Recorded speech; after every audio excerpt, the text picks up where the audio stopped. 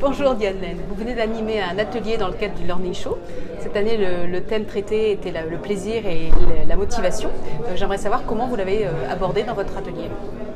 Alors, en partant d'eux, c'est-à-dire en partant de ce qui les inspire, de ce qu'ils ont expérimenté sur le terrain, ce qu'ils ont appris et aussi ce qu'ils savent.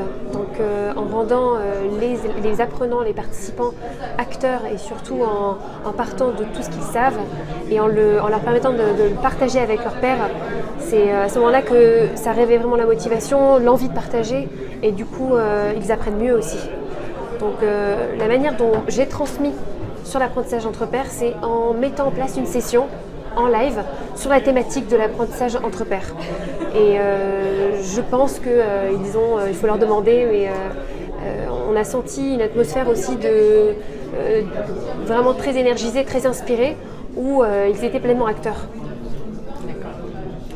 Donc selon vous, à la sortie de votre atelier, quel élément clé ils vont retenir, quel élément clé ils auront envie de partager avec leurs collègues qui n'étaient pas présents?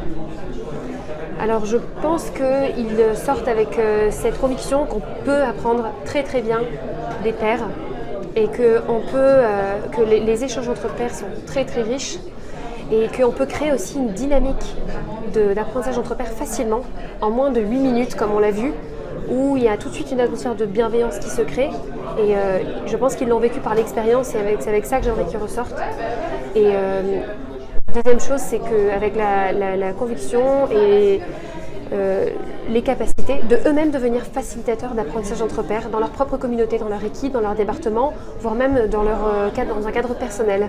De se dire que dans une communauté, le fait d'apprendre les uns des autres, c'est-à-dire de se partager des connaissances, mais aussi peut-être des expériences et ce qu'on en a appris, ça va nous enrichir mutuellement et ça va aussi être un enrichissement collectif.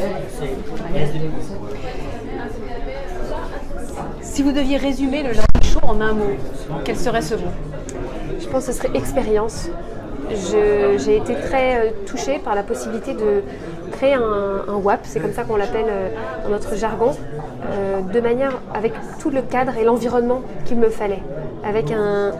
On a pu disposer la salle avec des cercles de 6 personnes, il y avait un très grand espace, un tableau interactif, il y avait tout le matériel et la disposition nécessaire qui crée les conditions de réussite de l'apprentissage entre pairs et il était encouragé pour le faire et ça c'était vraiment une grande chance.